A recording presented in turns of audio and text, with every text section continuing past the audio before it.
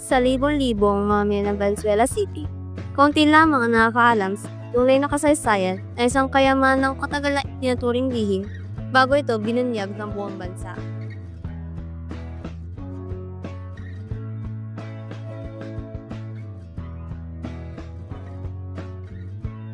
Matao, maingay, at malapit sa sentro ang ilan sa tinaguriang the place to be dito sa Valenzuela. Isang lungsod na ayon sa ginawang census ng PhilAtlas ay mayroong 714,978 na mamayang rehistradong residente.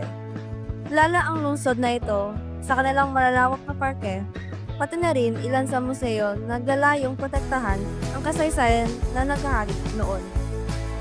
Ngunit, may isang mapayapang barangay na siyang may tinatagong kayamanan na hindi kinakailangang palibutan ng isang dalampasigan.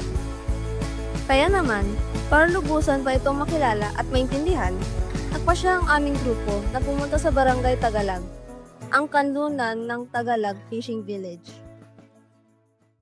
Maaga pa lamang ay nasa biyahe na kami pupunta rito, sapagkat medyo malayo ito sa sentro.